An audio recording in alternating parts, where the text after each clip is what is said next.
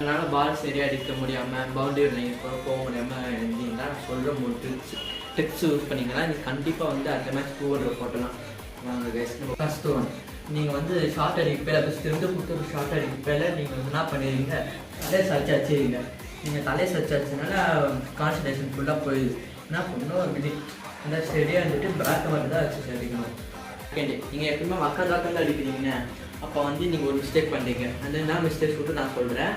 நீங்கள் உக்காரும் போது கரெக்டாக காலிங்க வச்சுருங்க. வச்சுட்டு அடிக்கும்போது ஃபுல் பவர் காலிட்டு தான் போக தவிர பேட்டில் ஒரு பவர் போகாது. அந்த தப்பு நான் எப்படி சரி பண்ண நான் சொல்கிறேன். என்ன பண்ணோம், உக்காரும்போது இப்படி உக்காரக்கூடாது, இங்கே நின்று உக்காந்து இப்படி இருந்தால் வச்சாதான் பஸ் வந்து ஃபுல்லாக காலில் இருக்கும். தேர்ட் டிப், அப்போ இன்னொன்று நீங்கள் என்ன தப்பு பண்ணிட்டீங்கன்னா, பால் வந்து நான் வந்து ஸ்பீடாக 6 அடிக்கணும். அதுபோல் வந்து நீங்கள் சேர்லேயே போய் அடிக்கணும். பாலும் கிட்ட வராமல் கோட்டை இந்த தொலைவில் வந்து அடிச்சதுனால ஃபஸ்ட்டு பேட் மாட்டி பால் பறக்காது. இல்லைன்னா மாட்டிக்கு எல்லாம் கேட்ச் வச்சுருவாங்க. ஆனால் பண்ண பால் வந்து இவ்வளோ தூரம் வரைக்கும் கரெக்டாக பொறுமையாக நின்றுக்குன்னு அதைச்சாதான் அந்த மற்ற மேட்ச் செஞ்சுட்டு போகலாம். Like, share, subscribe.